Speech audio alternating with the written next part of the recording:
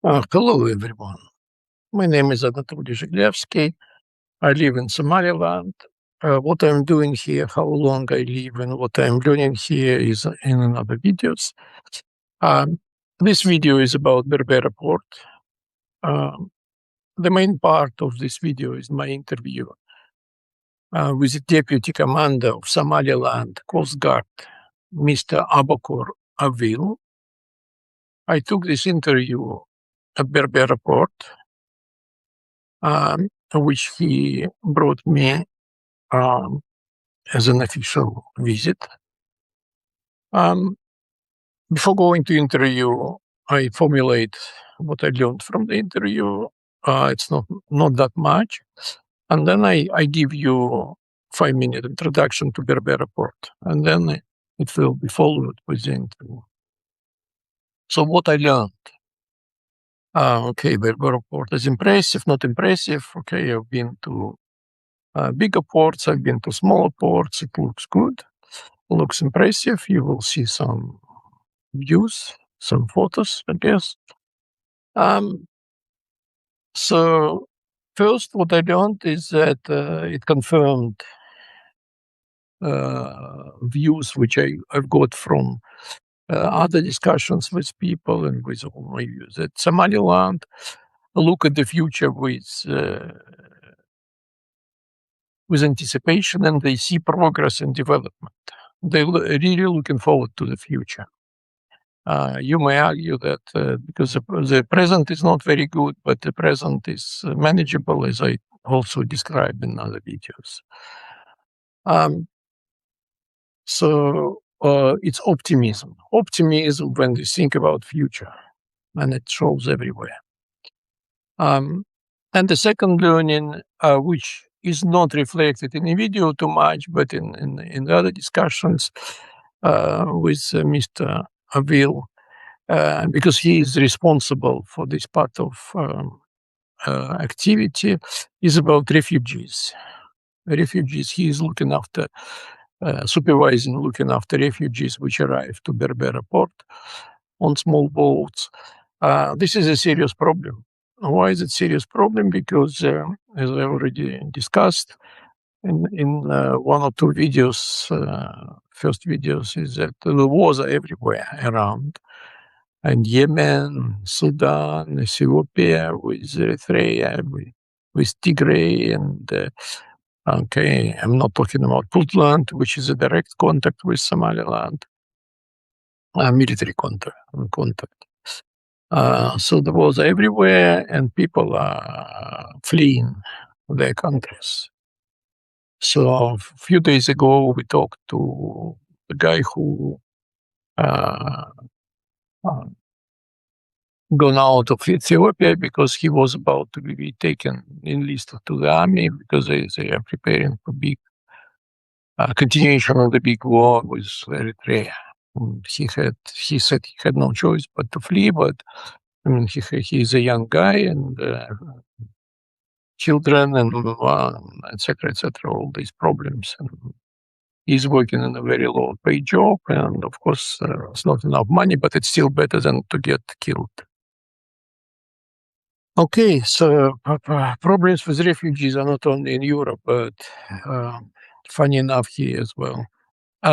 In fact, Somalilanders always say that the beggars are 90% or 99% are Ethiopians and some other refugees from some other country. Maybe not from Yemen, because Yemeni society, they are quite active. There are lots of Yemeni restaurants and stuff like that. So Yemenis accommodate here quite well. There are many of them.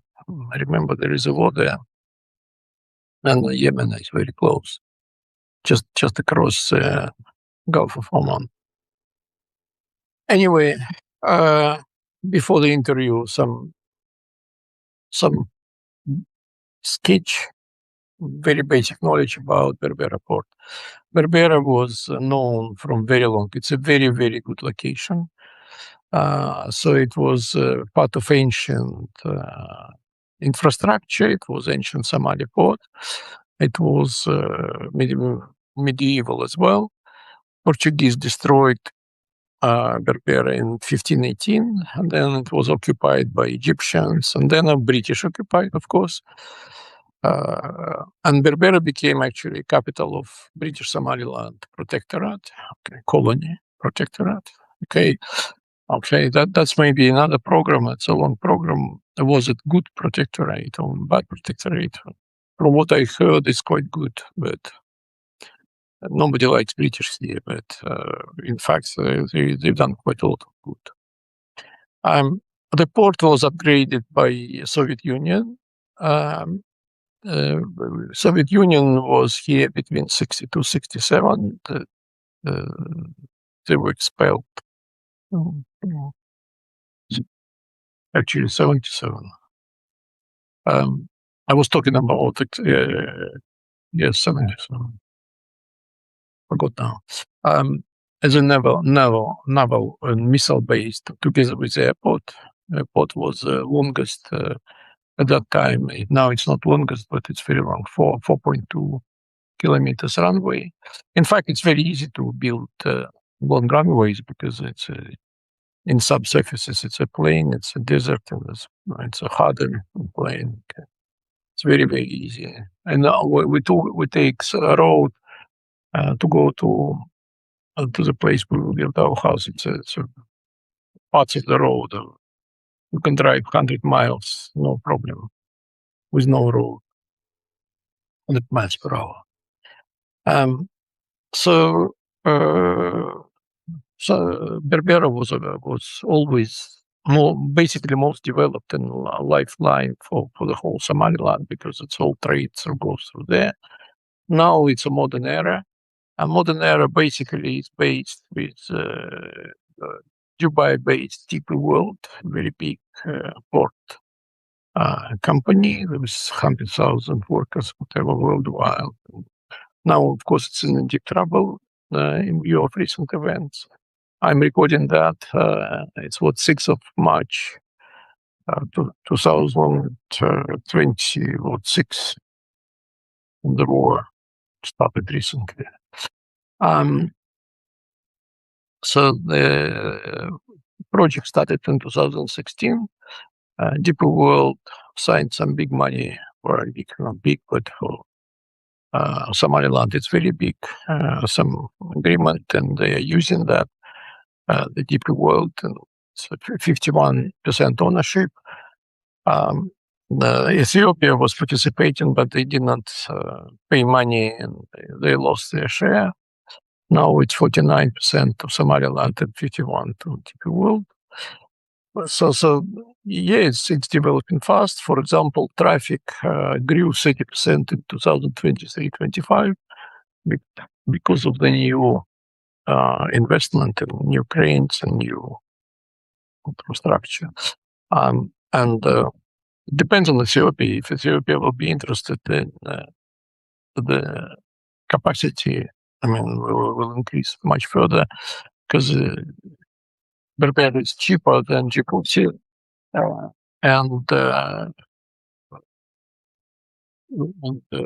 it could be an alternative to Djibouti. Okay, the geopolitical developments are not very good. Okay, some partly good, partly not good. Israel recognized Somaliland end of December, Christmas time, 2025, only 2.5 months ago. And it was economic expectations, but security risks increased as well, unfortunately, especially in view of Iran, Israeli, Iran, United States, and many other countries now getting involved. We will see. I don't want to talk about that now. You don't hear that in the interview about the security risks. That's enough problems to discuss. And welcome to the interview. Thank you very much for signing to this and listen. Go to my other sites as well and give me likes. Thank you. Thank you very much for allowing me to make short interviews. My name is Anna Provechigevsky. I was former professor I'm still professor in Cardiff University. My wife is from Somaliland. I'm former Russian, so I will ask you questions about influence of Russia. I will ask you questions for the port, because I know you are second in command in the whole Somaliland involved areas. Is influence of British, influence of Russians, influence of Taiwan, of United Arab Emirates, and tell us about history, about future, about past, and about how successful what is what. Thank you for. Thank you very much for your visit on behalf of the management and the Somaliland Port Authority. We are deeply welcomed in Port Berbera. The Port Berbera, it has a long history for the trade and the livestock center for a long time. During the colonial British, they upgraded. It was, I think, 310 meter. So, and the USA in 1984, they extended 316, I think. And also, the last 2016, the DB well was extended another 400. So almost it is 1 kilometer and 100 meter.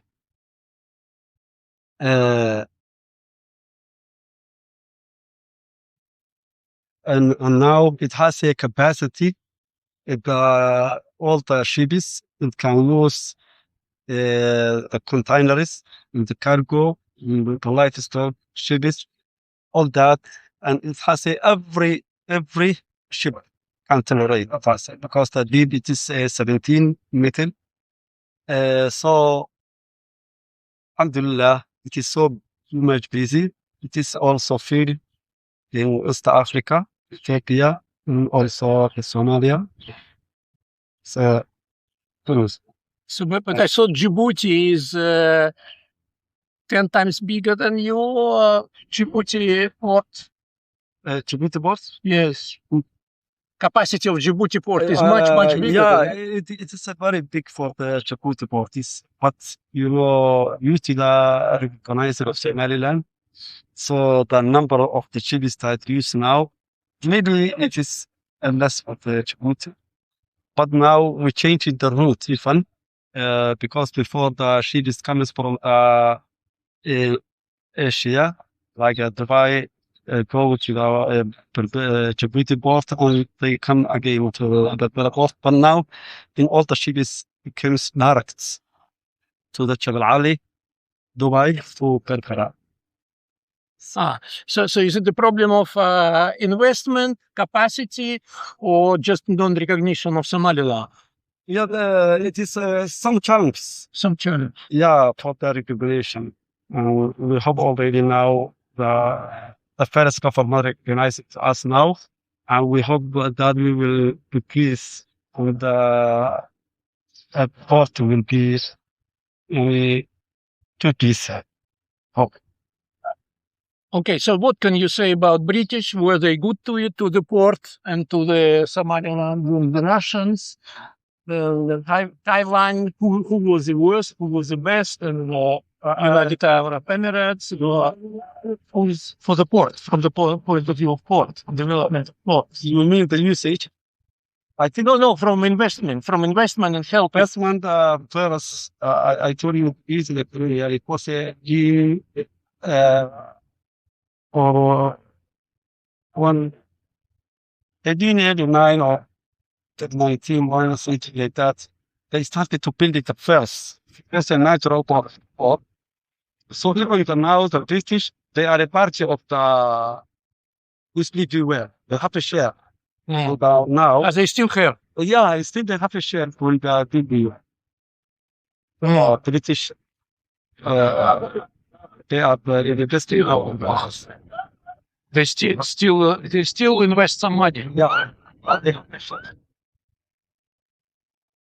they help, the British help to Mogadishu, the British help to Puntland to fight to against Somaliland, and then at the same time they help Somaliland little bit. What are they doing? What the British are doing? Do you understand what the British are doing?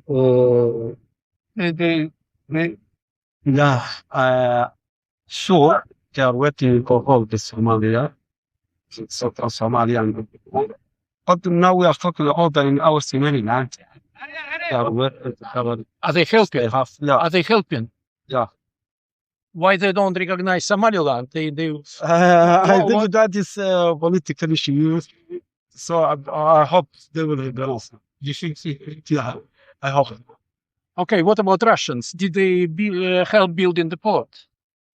What did they do? I think now we don't have that issues. No, but when the Russians were here. I know. I told me that it was really the Cold War where they was here. But at a long time, around 1977, it was the last time they was here. But did they invest money? So up to now, we don't have any relationship with Somaliland.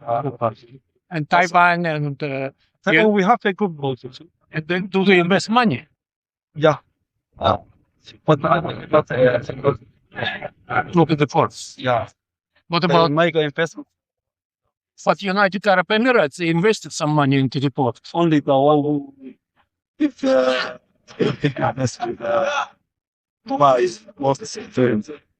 So what did they? So there is also free zone that was very near. There's also the corridor for the started with the stuff that so that the testing call in the EU. So can you tell, about the whole Somaliland? I mean, because you are responsible for the whole Somaliland. How big is the Berbera Port? How big are the other ports? Is it growing business? The other port. The other port. Now, still not big. Just this one. Maybe for fisheries or fish and ports. So that's only. So where did you learn English? Last question. Where did you learn English? Me? Yes. Your English is very good. Where did you learn it? Oh, yes, it's very good. I was studying. Yeah, but did you live? No, just all the time in Somaliland. Yeah. Just only one time I would. I was speaking Arab. Okay. Your English is very good. But thank you. Thank you very much. Thank you.